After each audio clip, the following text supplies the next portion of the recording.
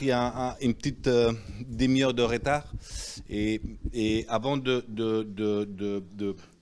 clôturer cette première semaine de DU, on a voulu garder quelques heures qui sont plus pratiques. Je vous rappelle que cette partie un peu d'atelier, entre guillemets, est surtout destinée pour ceux qui ont les ateliers de simulation aux gens inscrits en présentiel.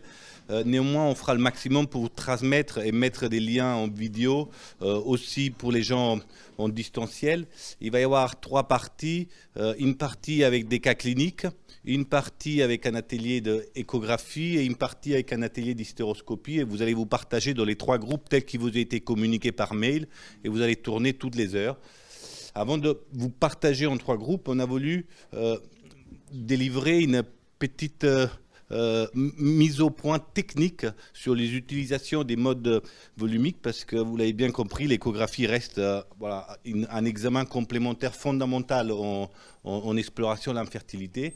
Et c'est Grégoire Potel qui travaille pour General Electric qui va se charger de cette partie introductive et il va vous montrer vraiment d'un point de vue purement technique comment on utilise les modes volumiques. Merci Grégoire. Merci beaucoup.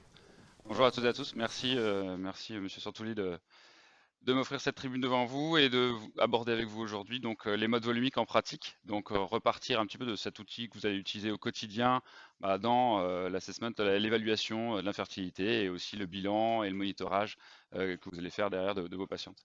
Il me paraissait important de repartir de la base puisqu'on ne peut pas parler d'imagerie volumique si on n'aborde pas l'imagerie bidimensionnelle qui est la base de tout examen échographique et qui sera la base de l'imagerie volumique. Donc l'imagerie bidimensionnelle, comme vous le savez, vous avez un faisceau ultrasonore qui va traverser les différentes interfaces tissulaires. On va avoir par les différentes impédances acoustiques une retranscription des informations sous la forme d'informations pixelaires 2D avec une information sur l'axe des X et une information sur l'axe des Y. Donc c'est ça, c'est l'imagerie 2D, 2 dimensions bidimensionnelle.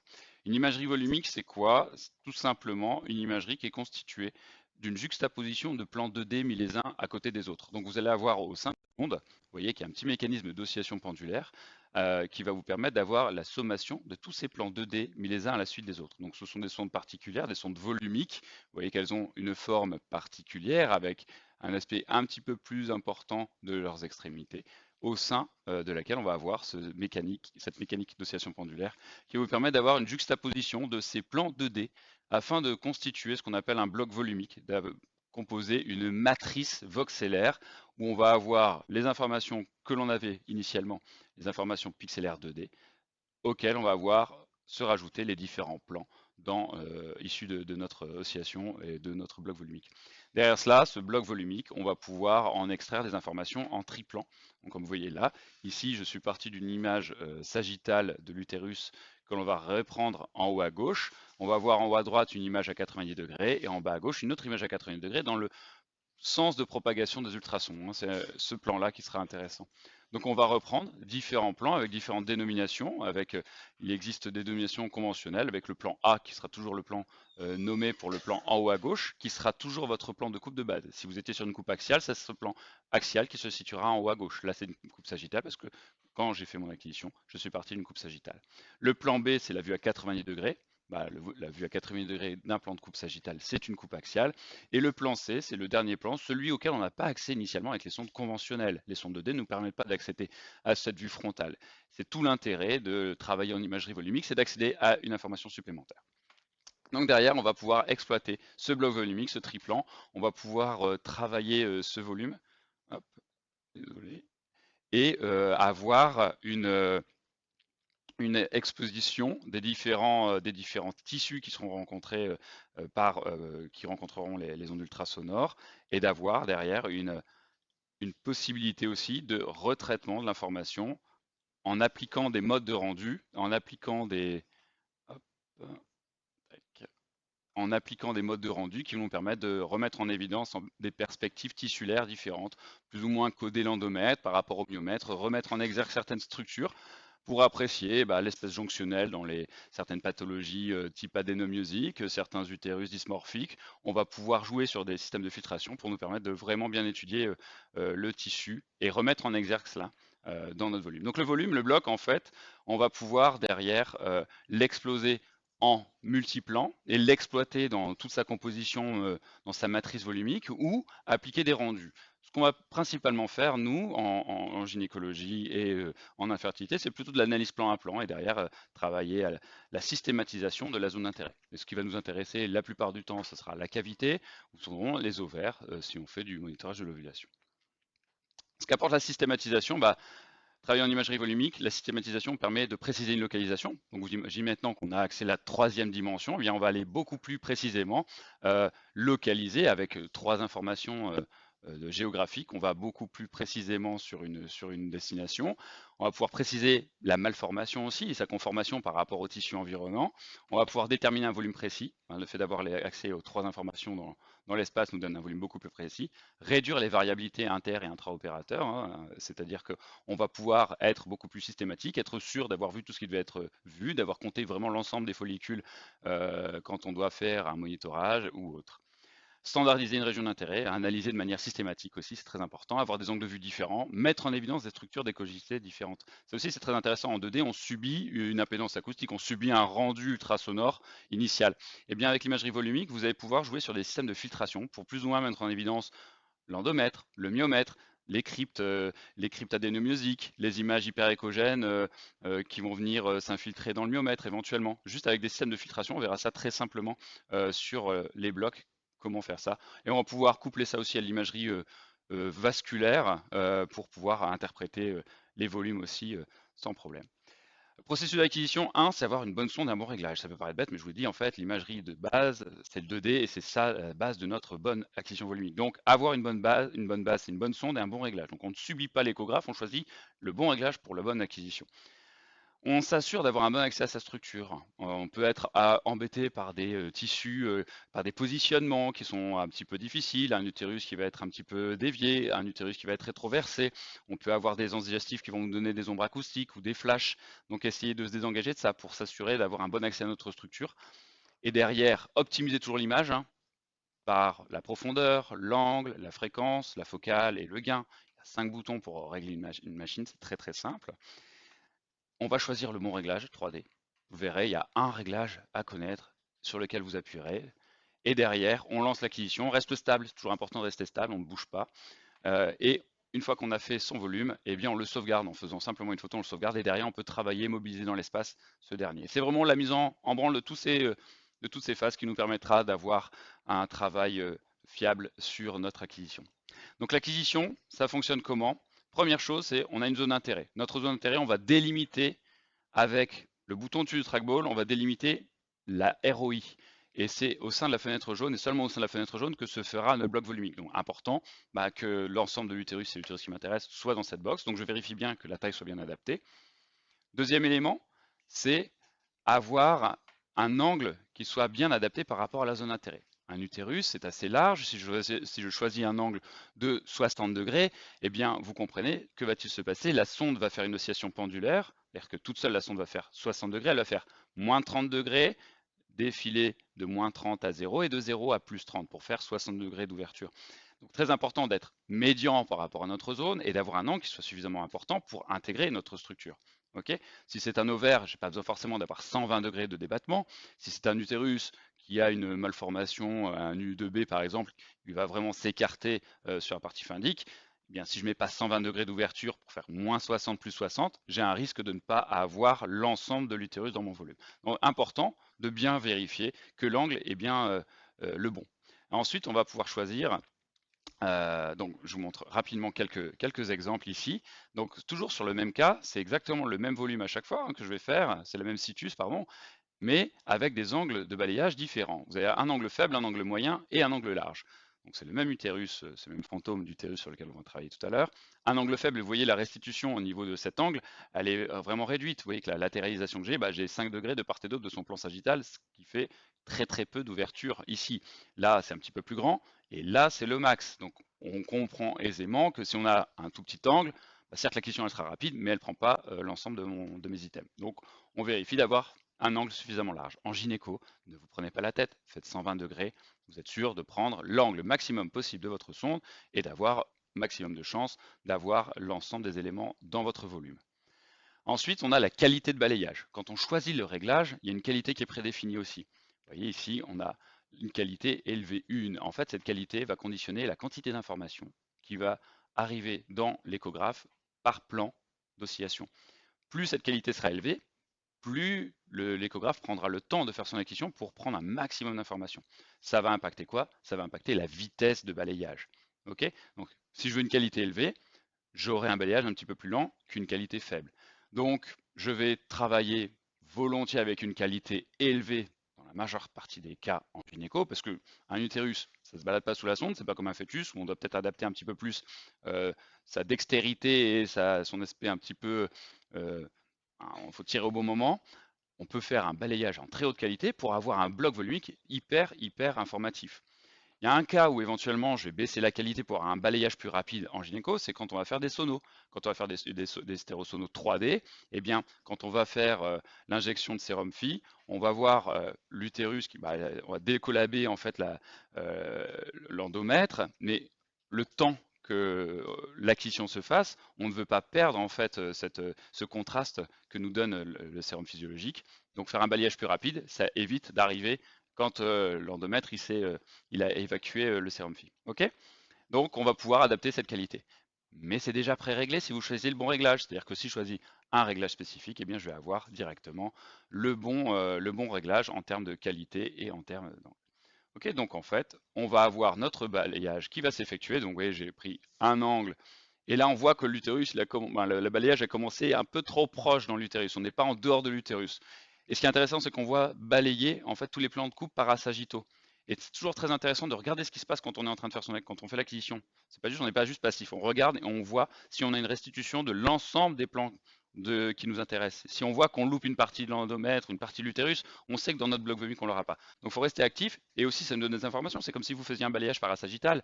Donc, ce que vous faites aussi quand vous analysez l'utérus, vous regardez les zones adhérentielles et autres, eh bien, vous pouvez regarder aussi, c'est un balayage automatisé parasagittal. Donc, regardez-le, c'est toujours assez intéressant.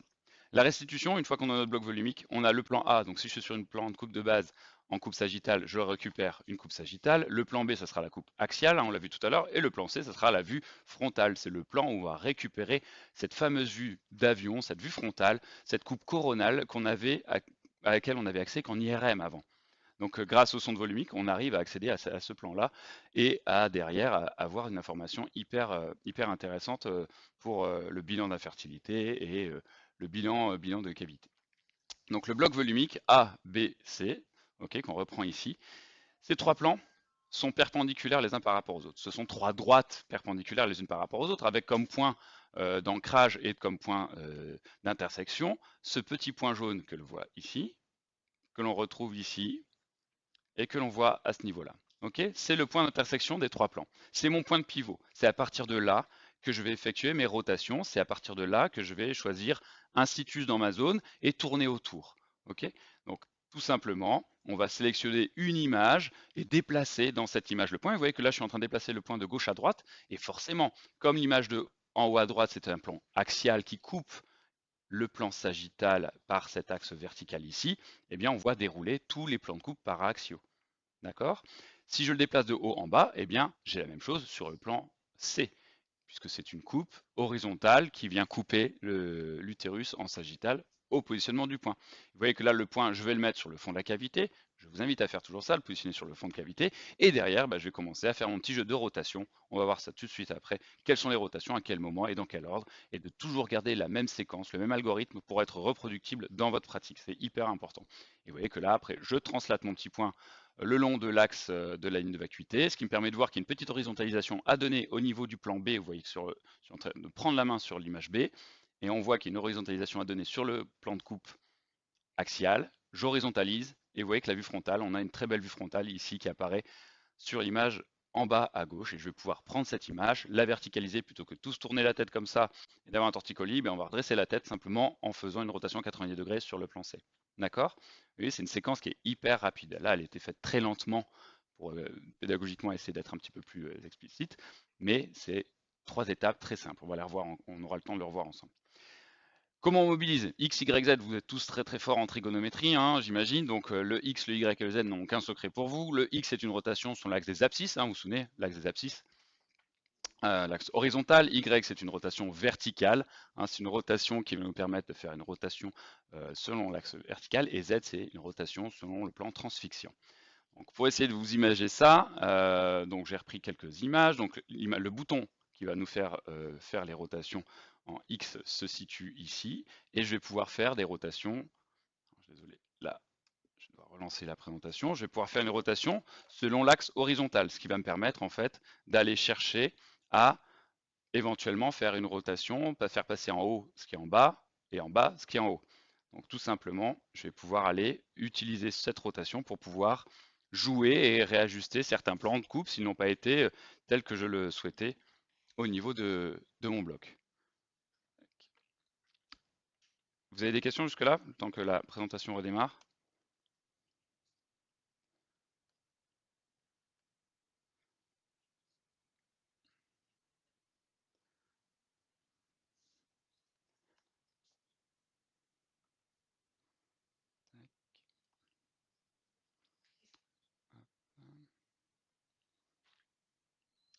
Alors, nous en étions sur la rotation ici. Hop, rotation sur l'axe des abscisses. Donc, rotation horizontale. Vous voyez que si je prends un rendu et que je fais une rotation horizontale, on voit qu'on va faire définir dérouler le fœtus sur un axe horizontal. Si je prends maintenant ce plan de coupe, le plan de coupe sagittal, et que je fais une rotation à 180 degrés selon l'axe des X, eh bien je vais faire passer le col en bas et le fond en bas, autour de l'axe où se situe ce point. Donc si je schématise un petit peu cela, si je dois schématiser, c'est comme si je prenais mon image et que c'était un petit poulet embroché, et que je regarde, en fait je fais comme un petit poulet embroché pour pouvoir faire la rotation de l'image autour de cet axe horizontal. Rotation sur l'axe des Y, c'est une rotation très très simple. On sait tout un monde sur le Y, mais en fait c'est très simple, c'est une rotation verticale. On va faire passer ce qui est à gauche à droite et droite à gauche, tout simplement. Donc vous allez voir que là, le col est à droite, je vais le faire passer à gauche autour de son axe de rotation verticale, puisque le point était médian. Hop, donc je fais tourner là cette image comme ceci pour faire passer la gauche à droite et la droite à gauche. L'image est très simple, c'est une rotation type kebab. Alors, la dernière des rotations, qui pour moi est la plus simple à retenir, c'est une rotation selon l'axe Z. L'axe des Z, c'est une rotation très simple, puisqu'en fait, c'est l'image qui va effectuer une rotation autour du point, tout simplement. Une rotation horaire ou anti-horaire. Donc, on va voir très rapidement une rotation qui va nous permettre de verticaliser ou d'horizontaliser une structure. Donc, c'est ça qui est la rotation que je vais vous surtout vous amener à travailler puisqu'elle est hyper simple. C'est simplement j'horizontalise ou je verticalise une information. C'est très très facile de comprendre que quand on a un axe qui est en biais, on va simplement donner une rotation en Z pour horizontaliser. Donc vous l'avez vu, on l'avait vu tout à l'heure sur le plan de coupe, sur le volume de l'utérus, qu'on avait fait ça pour horizontaliser l'endomètre sur le plan A. On avait ensuite travaillé l'image sur le plan B pour effectuer une rotation aussi d'horizontalisation de la coupe axiale et nous retrouver avec un plan de coupe horizontal au niveau de notre coupe axiale. Et la vue frontale, on l'avait aussi verticalisé pour mettre le haut en haut, le bas en bas. Ok. Donc ça, vous regardez votre image, vous pensez à quoi quand vous faites une rotation en Z? À une machine à laver. Avec ou sans le chat, mais c'est la rotation à la machine à laver. Donc on fait soit du poulet, soit du kebab, soit de la machine à laver, c'est très simple. Le dernier bouton qui est très intéressant, c'est le bouton de front de back. Le bouton de retranslation au front de back, moi j'aime bien l'appeler front de back, il est assez simple, c'est le bouton de la couleur. En fait, le bouton de la couleur, vous voyez qu'il y a une double feuille ici qui apparaît, hop, double image là. Ça, c'est un bouton qui va vous faire la translation antéro-postérieure. C'est un bouton qui permet de réajuster les plans. Donc, quand vous avez votre coupe sagittale en haut à gauche et vous trouvez qu'elle n'est pas forcément très sagittale stricte, eh bien, vous pouvez faire un petit peu de translation, de front back pour essayer de récupérer le plan de coupe parasagittal, voilà, le plan de coupe le plus sagittal strict possible. Donc, ça, c'est assez intéressant.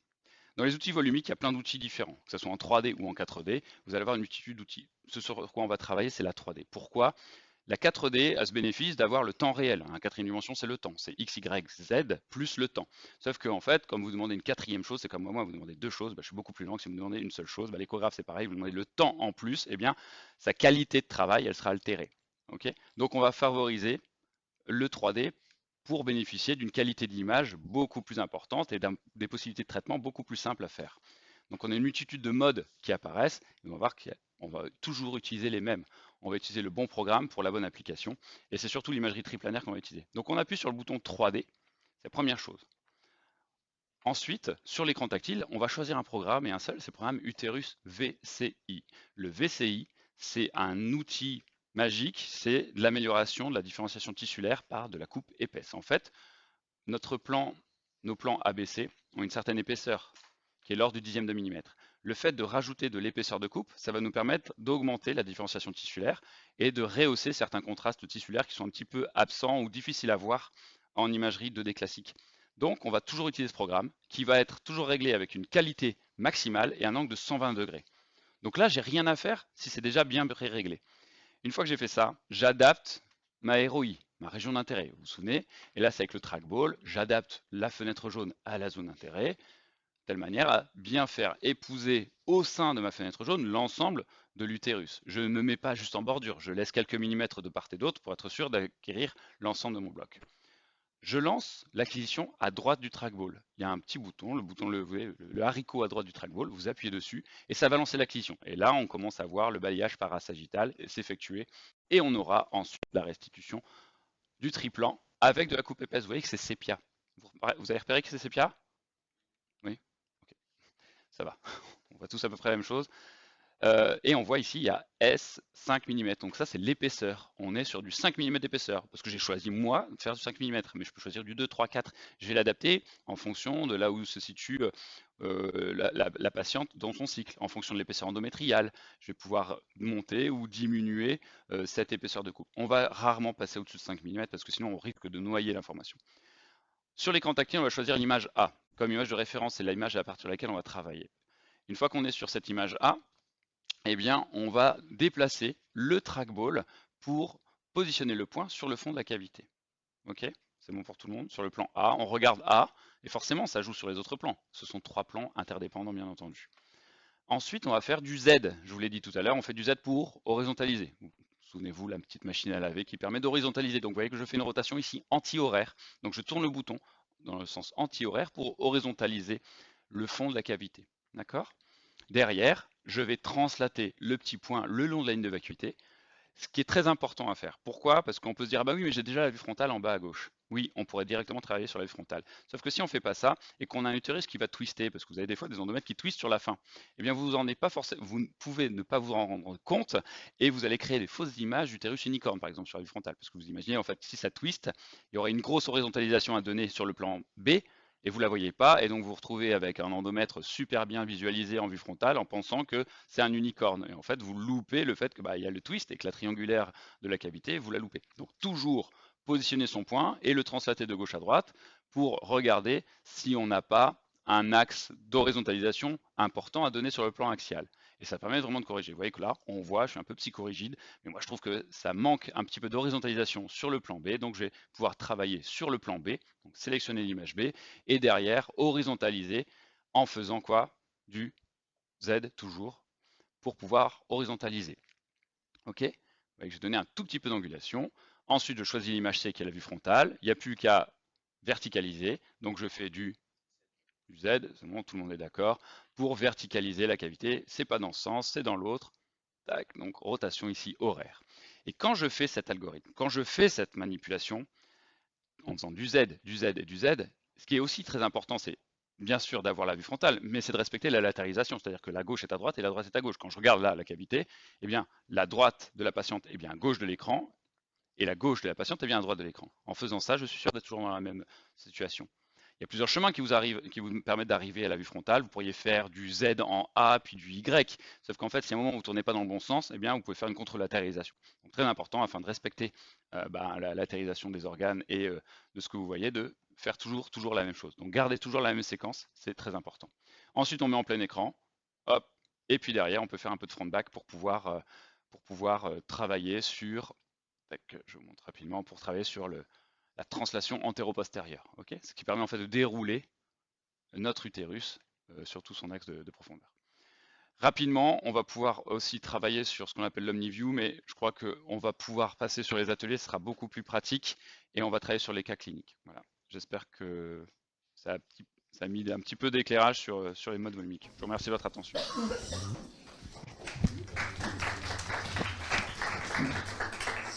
Merci. Je propose qu'il n'y ait pas de questions et que les questions soient posées lors des ateliers, pour ceux qui participent aux ateliers. Vous avez dû recevoir des mails avec les groupes pour ceux qui ont dit qu'ils souhaitaient participer aux ateliers.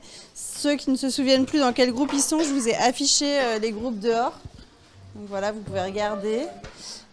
Et donc il y a 3 ateliers, et groupe 1, groupe 2, groupe 3 avec l'ordre. L'atelier d'hystéroscopie, il se trouve dans la salle juste à droite. L'atelier d'échographie juste à gauche. D'accord ? Et ici, c'est l'initiation monorail.